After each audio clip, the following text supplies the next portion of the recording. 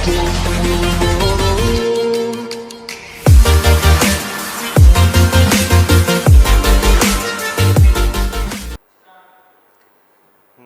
मेरे प्रिय विद्यार्थियों, इंडियन एकेडमी के YouTube चैनल के ऊपर आपका स्वागत है। मैं मुकेश बेनीवाल आपको राजस्थान की कला और संस्कृति के बारे में पढ़ाऊंगा। राजस्थान की कला और संस्कृति यानी कि राजस्थान आर्ट एंड कल्चर आप सभी जानते हो। तो अपने बात करेंगे, कॉमन सा टॉपिक है राजस्थान के मंदिर। राजस्थान के मंदिर स्थापत्य कला के बारे में अपने बात करेंगे।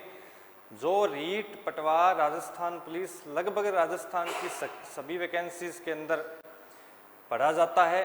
तो आइए बात करते हैं। टॉपिक है राजस्थान के मंदिर।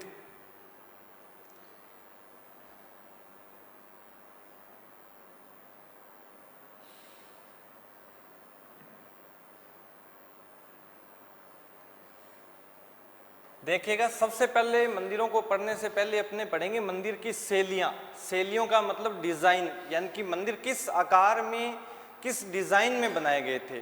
जो मंदिर बनवाएगा और जो उसका कारीगर होगा, जिसको अपने चेजारा, मिस्त्री या डिज़ाइन देने वाला, उसको कहा जाता है शिल्पी।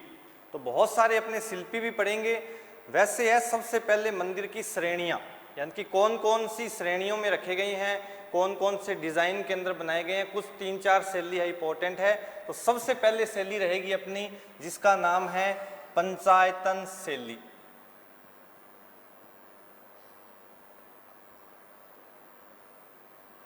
देखिएगा, क्वेश्चन एग्जाम में किस हिसाब से पूछा जाता है कि निम्न में से कौन सा पंचायतन शैली का उदाहरण है, यानी कि कौन सा मंदिर ऐसा है जो पंचायतन शैली का एग्जाम्पल है, यानी कि पंचायतन शैली के अंदर बना हुआ है।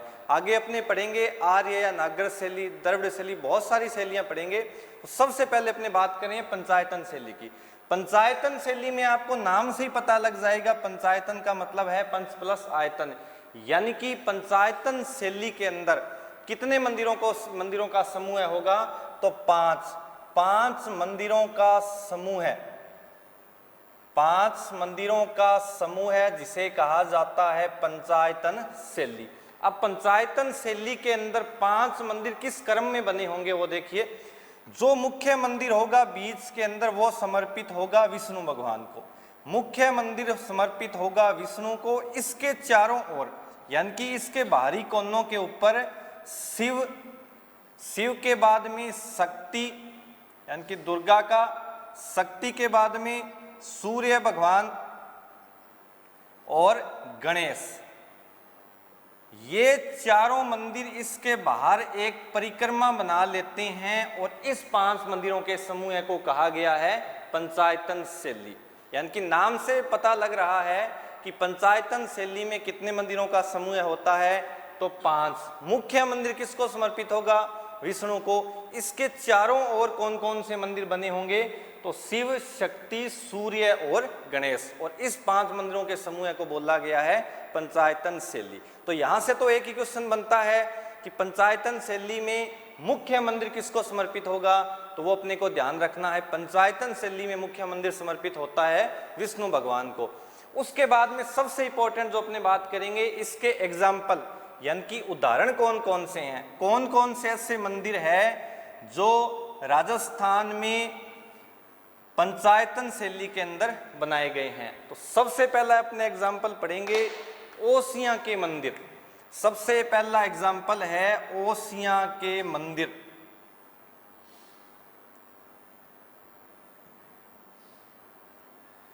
ओसियां के जो मंदिर है वो पंचायतन शैली का उदाहरण है। आगे अपने पढ़ेंगे एक महामारू शैली।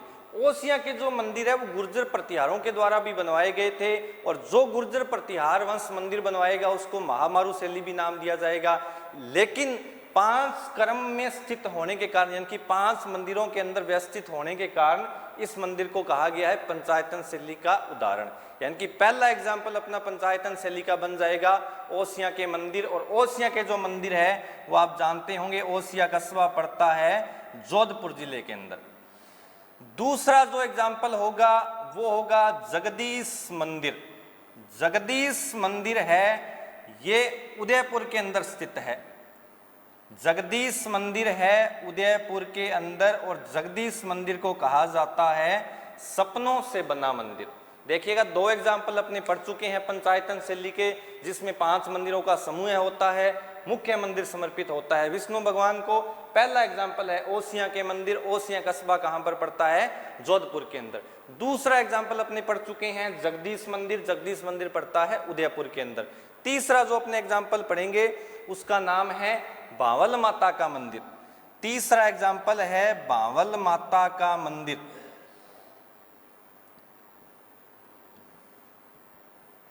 और ये जो बावल माता का मंदिर है ये नागौर जिले के अंदर स्थित है।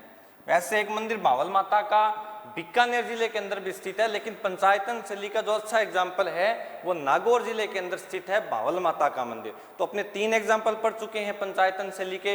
अंतिम जो मंदिर रहेगा पंचायतन शैली का उसका नाम है कोटा का बुढ़ादीत सूर्य मंदिर। कोटा का बुढ़ादीत सूर्य मंदिर है, ये भी किस शैली का एग्जाम्पल हो जाएगा? पंचायतन शैली का। तो अपने 4 एग्जाम्पल पढ़ चुके हैं पंचायतन शैली के। पहला मंदिर ओसियां के मंदिर, दूसरा मंदिर जगदीश मंदिर, तीसरा मंदिर हो जाएगा बावल माता का नागौर के अंदर, और अंतिम जो मंदिर है बुढ़ादीत, काफी प्राचीन मंदिर है इसलिए इसको कहा गया है बुढ़ादीत सूर्य मंदिर, कोटा जिला के अंदर। तो एग्जाम में क्वेश्चन ऐसे पूछा जा सकता है, 3 मंदिर तो हो जाएंगे अन्य शैलियों के, जैसे कोई से भी शैली हो सकती है, द्रविड़ या आर्य नागर, बहुत सारी शैली है। एक एग्जाम्पल हो जाएगा पंचायतन शैली का। तो क्वेश्चन पूछा जाएगा निम्न में से पंचायतन शैली का एग्जाम्पल है, या कौन सा मंदिर है जो पंचायतन शैली के अंदर बना हुआ है? तो उसमें से अपने को ये ध्यान रखना है ये चारों के चारों मंदिर पंचायतन शैली के हैं। अब इसके थोड़े उपनाम है। ओसियां के जो मंदिर है इसको कहा जाता है राजस्थान का भुवनेश्वर। राजस्थान का भुवनेश्वर कहा जाता है ओसियां को। अब अपने बात करेंगे सबसे पहले कि ये भुवनेश्वर क्या है, कहाँ की राजधानी है, कौन सा क्षेत्र है। देखिएगा, भुवनेश्वर है, भुवनेश्वर उड़ीसा की राजधानी है। उड़ीसा जो राज्य है उसकी राजधानी है भुवनेश्वर। और भुवनेश्वर की तुलना ओसियां से क्यों की गई है? देखिएगा, भुवनेश्वर है, भुवनेश्वर में बहुत सारे प्रसिद्ध सूर्य मंदिर है। भुवनेश्वर के अंदर अपने को जो सूर्य मंदिर देखने को मिलते हैं, इन सूर्य मंदिरों के जो शिखर है वो शिखर और ओसियां के मंदिरों के जो शिखर है वो आपस में समानता रखते हैं, एक दूसरे से मेल खाते हैं, इसलिए भुवनेश्वर की तुलना की गई है ओसियां से। ओसियां को कहा जाता है राजस्थान का भुवनेश्वर। समझ में आ गई होगी मेरी बात कि उड़ीसा की जो राजधानी है भुवनेश्वर, उसकी तुलना हुई है ओसियां से। और ओसियां से क्यों हुई है? क्योंकि ओसियां के जो मंदिरों के शिखर है वो शिखर और भुवनेश्वर के जो सूर्य मंदिरों के शिखर है वो आपस में एक जैसे हैं, इसलिए ओसियां को कहा गया है राजस्थान का भुवनेश्वर। बहुत सारी तुलना हो जाएगी राजस्थान में। आपने सुना होगा जसवंतथड़ा महल है जोधपुर के अंदर, उसको कहा जाता है राजस्थान का ताजमहल, क्योंकि वैसी आकृति है ताजमहल की, उससे मिलती जुलती आकृति देखने को मिलती है जसवंतथड़ा जोधपुर के अंदर, इसलिए उसको कहा जाता है राजस्थान का ताजमहल। मतलब यहाँ पर मंदिरों की भी तुलना हो जाएगी, महलों की भी तुलना होगी राजस्थान में, बहुत सारे इतिहासकार है उसकी भी एक दूसरे से तुलना हो जाएगी। एक आपने सुना होगा भारत का सबसे बड़ा मेला है कुंभ, जो इलाहाबाद के अंदर लगता है गंगा यमुना सरस्वती के त्रिवेणी संगम पर, और उस कुंभ की तुलना हुई है राजस्थान के सबसे बड़े मेले पुष्कर की, जो लगता है कार्तिक पूर्णिमा को अजमेर के अंदर। तो राजस्थान का कुंभ कहा जाएगा पुष्कर अजमेर को, क्योंकि भारत का सबसे बड़ा मेला कुंभ है और राजस्थान का जो सबसे बड़ा मेला है वो पुष्कर है अजमेर के अंदर, इसलिए पुष्कर को कहा जाता है राजस्थान का कुंभ। तो ये अपने पहली श्रेणी है, शैली है, वो कंप्लीट हो जाती है, जिसका नाम है पंचायतन शैली। थोड़ा सा अपने फिर से रिवाइज कर लेते हैं कि पंचायतन शैली में मुख्य मंदिर किसको समर्पित होगा? तो ये समर्पित होगा विष्णु को। 5 मंदिरों का समूह होगा जिसको कहा जाएगा पंचायतन शैली। और पंचायतन शैली का पहला जो एग्जाम्पल है उसका नाम है ओसियां के मंदिर, और ओसियां के मंदिर किस जिले के अंदर है? जोधपुर में। और ओसियां को कहा जाता है राजस्थान का भुवनेश्वर। दूसरा जो मंदिर है उसका नाम है जगदीश मंदिर। जगदीश मंदिर है उदयपुर के अंदर। इसकी भी एक थोड़ा सा फैक्ट है, कहानी है। जगदीश मंदिर को कहा जाता है सपनों से बना मंदिर। सपनों से बना मंदिर किसको कहा जाएगा? जगदीश मंदिर को। और जगदीश मंदिर किस जिले के अंदर है? उदयपुर में। इस मंदिर का जो निर्माण है वो करवाया गया था 1651 में। नाम से ही आपको आसान पता लग जाएगा आसानी से। इनका नाम है जगत सिंह। जय से जगदीश और जय से जगत सिंह। जगदीश मंदिर के बारे में सबसे इंपॉर्टेंट बात है, इसको कहा जाता है सपनों से बना मंदिर। क्योंकि आप जब इस मंदिर को देखने जाओगे तो इस मंदिर के अंदर जो आकृतियां हैं, चित्र शैली है, वो स्वप्न आकार की है। यानी कि वो आम जीवन में वो बातें संभव नहीं है। आश्चर्यचकित यानी कि आश्चर्यजनक वहां पर मूर्तियां हैं, चित्र शैली के उदाहरण देखने को मिलते हैं जो वास्तविक जीवन में मतलब वो कार्य पूर्ण नहीं हो सकते। इसलिए उसको कहा जाता है सपनों से बना मंदिर। तो सपनों से बना मंदिर जगदीश मंदिर भी किस शैली का एग्जाम्पल हो जाएगा? पंचायतन शैली का। तीसरा जो एग्जाम्पल है भावल माता नागौर में। और अंतिम मंदिर हो जाएगा बुढ़ादीत सूर्य मंदिर कोटा के अंदर। तो ये पहली श्रेणी है पंचायतन शैली, इसका आप स्क्रीनशॉट ले सकते हो। अब अपने बात करेंगे आर्य या नागर शैली के बारे में।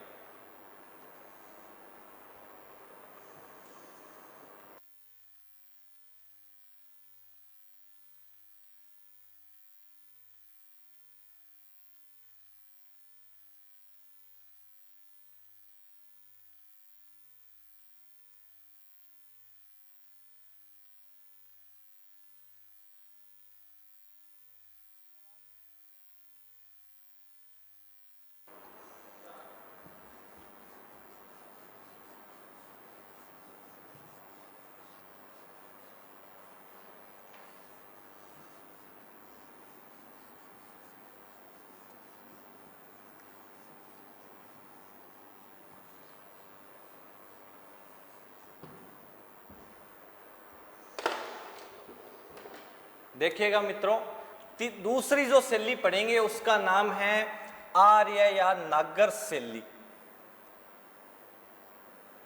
आर्य या नागर शैली। उसके बाद में तीसरी शैली है, उसका नाम है द्रविड़ शैली। पहली शैली अपने पंचायतन पढ़ चुके हैं, दूसरी का नाम है आर्य या नागर, और तीसरी जो शैली होगी उसका नाम है द्रविड़ शैली। इस द्रविड़ शैली को और आर्य या नागर शैली को अपने कंपैरिजन के अंदर पढ़ेंगे। कंपैरिजन का मतलब दोनों में अंतर करेंगे, क्या फर्क है। थोड़ा सा फर्क है, एक जैसी बातें हैं, इसलिए दोनों को अपने एक साथ में पढ़ेंगे। आर्य या नागर ऐसे बन जाएगा उत्तर भारत। आपसे पूछा जाए उत्तरी भारत या उत्तर भारत की प्रमुख शैली तो कौन सी हो जाएगी? आर्य या नागर शैली। और उत्तर का अपोजिट क्या हो जाएगा? दक्षिण। दै से द्रविड़ और दै से बन जाएगा दक्षिण भारत। तो दक्षिणी भारत के अंदर जो मंदिर बनाए जाएंगे वो किस शैली के अंदर बनाए जाएंगे? द्रविड़ शैली के अंदर। पहला क्वेश्चन तो यहां से ही बनता है कि उत्तरी भारत की प्रमुख शैली आर्य या नागर शैली, दक्षिणी भारत की प्रमुख शैली द्रविड़ शैली। अब इसके अंदर क्या फर्क होगा? देखो, इस आर्य या नागर शैली के अंदर मंदिर के ऊपर गुंबद बनाया जाएगा। गुंबद या जो शिखर है वो कलशनुमा होगा। आपने देखा होगा जैसे ताजमहल का शिखर है वैसे गोल आकृति में शिखर बनाया जाएगा। यानी कि मंदिरों का जो शिखर है उस पर ऊंचे विमान ना बनाकर उसकी जो आकृति है वो एक गोल आकार में बना दी जाएगी। जैसे कलशनुमा आकृति होती है ना, वैसे इनका शिखर होगा। और ये मंदिर कौन सी शैली में रखे जाएंगे? आर्य या नागर शैली के अंदर। इस द्रविड़ शैली के अंदर मंदिर ऊंचे विमाननुमा बनाए जाएंगे। आपने देखा होगा लगभग लोक देवियों के बहुत सारे मंदिर हैं, जैसे तिरुपति बालाजी का है, उसके बाद में रंगनाथ जी का मंदिर है पुष्कर में। वो सारे के सारे द्रविड़ शैली के एग्जाम्पल है। इस शैली का मतलब ये है कि मंदिरों के जो शिखर है वो शिखर गोल गुंबद नुमा ना होकर ऊंचे विमान नुमा बने होते हैं। और ये जो ऊंचे विमान होते हैं ये क्या कर दिए जाते हैं? यहाँ से अलंकृत यानी कि खुदाई करके यहाँ पर डिजाइन बना दिया जाएगा। और इस शैली को क्या नाम दिया जाएगा? द्रविड़ शैली। तो द्रविड़ शैली में ऊंचे विमान और आर्य या नागर शैली में शिखर है वो गुंबद नुमा कलश नुमा आकृति बनाई जाएगी, गोल मुकुट नुमा आकृति बनाई जाएगी। तो ये भी एक इन दोनों के अंदर अंतर है, कंपैरिजन है। उसके बाद में अपने पढ़ेंगे एग्जाम्पल कि कौन सा मंदिर आर्य या नागर शैली में रखा जाएगा और कौन सा मंदिर द्रविड़ शैली के अंदर रखा जाएगा। पहले बात करेंगे अपने आर्य या नागर शैली के एग्जाम्पल की। पहला जो एग्जाम्पल है आर्य या नागर शैली का, उसका नाम है किराड़ू का मंदिर। किराड़ू का मंदिर, और किराड़ू जो कस्बा है वो पड़ता है बाड़मेर के अंदर। किराड़ू का मंदिर स्थित है बाड़मेर के अंदर, और किराड़ू का मंदिर किस शैली का एग्जाम्पल हो जाएगा? आर्य या नागर शैली का। दूसरा जो मंदिर है वो है बाड़ौली के शैव मंदिर। बाड़ौली के शिव या शैव संप्रदाय से संबंधित जो मंदिर है, अब ये बाड़ौली कस्बा है, ये बाड़ौली कस्बा किस जिले के अंदर आएगा? तो बाड़ौली आएगा चित्तौड़गढ़ जिले के अंदर। दो एग्जाम्पल अपने पढ़ चुके हैं आर्य या नागर शैली के। पहला एग्जाम्पल हो जाएगा किराड़ू का सोमेश्वर मंदिर, दूसरा हो जाएगा बाड़ौली के शिव मंदिर। दोनों के दोनों मंदिर किस शैली में रखे जाएंगे? आर्य या नागर शैली में। इसके बारे में भी अपने बात करेंगे, किराड़ू के बारे में क्या फैक्ट है। अब देखिएगा द्रविड़ शैली के ऊपर अपने आते हैं। द्रविड़ शैली के अंदर पहला जो एग्जाम्पल है उसका नाम है रंगनाथ जी का मंदिर। रंगनाथ जी का जो मंदिर है ये पुष्कर के अंदर है, और पुष्कर आपको पता है किस जिले के अंदर होगा? अजमेर के अंदर। पुष्कर अजमेर में मंदिर है रंगनाथ जी का, और रंगनाथ जी का मंदिर किस शैली में होगा? द्रविड़ शैली के अंदर। ये जो फर्स्ट ग्रेड 2015-16 के आसपास जो एग्जाम हुआ था उसके अंदर पूछा गया था रंगनाथ जी का मंदिर किस कस्बे के अंदर है? तो रंगनाथ जी का मंदिर पुष्कर अजमेर में है, और रंगनाथ जी का मंदिर किस शैली का एग्जाम्पल है? द्रविड़ शैली का। उसके बाद में दूसरा जो एग्जाम्पल है वो होगा तिरुपति बालाजी, और तिरुपति बालाजी का जो मंदिर है वो है चूरू के अंदर। तिरुपति बालाजी, और तिरुपति बालाजी हो जाएंगे चूरू के अंदर। तो दो एग्जाम्पल पढ़ लिए अपनों ने द्रविड़ शैली के अंदर। तो ये अपनी शैलियां हैं आर्य या नागर और द्रविड़ शैली। याद रह जाएगी, बहुत आसान है।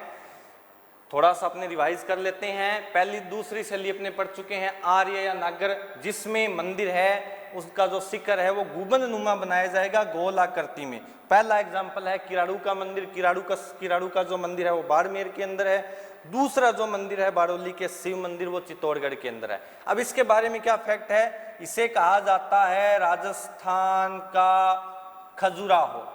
राजस्थान का खजुराहो है वो है किराड़ू मंदिर, और किराड़ू मंदिर है बाड़मेर के अंदर। अब आपके मन में एक विचार आ रहा होगा, क्वेश्चन आ रहा होगा कि ये खजुराहो क्या है? खजुराहो है मध्य प्रदेश के अंदर, यानी कि जो एमपी अपने बोलते हैं शॉर्टकट में, मध्य प्रदेश के अंदर जो अश्लील मूर्तियों वाला मंदिर है, जो काम वासना वाला नग्न अवस्था में जो मूर्तियां पाई जाती है, वो उस मंदिर को नाम दिया गया है खजुराहो। तो आपसे पूछा जाए कि भारत में मुख्य मंदिर खजुराहो कहाँ पर स्थित है, तो आपका आंसर हो जाएगा मध्य प्रदेश के अंदर। लेकिन आपको पहले भी बताया था राजस्थान की आर्ट एंड कल्चर में हर प्रकार से तुलना हो जाती है, तो इस मंदिर की तुलना हो जाती है राजस्थान के खजुराहो किराड़ू मंदिर से। और किराड़ू मंदिर में भी ऐसी मूर्तियां हैं वो देखने को मिलती है, इसलिए किराड़ू को कहा गया है राजस्थान का खजुराहो। तो आपसे क्वेश्चन पूछा जाए कि राजस्थान का खजुराहो किसे कहा जाता है, तो राजस्थान का खजुराहो कहा जाएगा किराड़ू मंदिर को। किराड़ू मंदिर किस जिले में है? बाड़मेर में। और किस शैली का एग्जाम्पल है? तो आर्य या नागर शैली का। दूसरा मंदिर है बाड़ौली के शिव मंदिर। अब बाड़ौली के शिव मंदिर यानी कि जो शिव संप्रदाय से संबंधित है वो मंदिर बाड़ौली कस्बा है चित्तौड़गढ़ के अंदर। ये मंदिर अपने किस शैली में रखे जाएंगे? आर्य या नागर शैली के बारे में। अब एक नाम यहाँ पर मिलता जुलता और है बाड़ौली से संबंधित, बांडोली। एक है बाड़ौली, एक है बांडोली। थोड़ा सा फर्क है नाम के अंदर। अगर यहाँ पर दो मात्रा की जगह बिंदी लग जाए तो ये बन जाएगा बांडोली उदयपुर के अंदर, जहां पर महाराणा प्रताप का 8 खंभों का स्मारक है। 8 खंभों की छतरी बनी हुई है महाराणा प्रताप की बांडोली उदयपुर के अंदर। तो थोड़ा सा नाम में फर्क है, साथ में ध्यान रख लेना।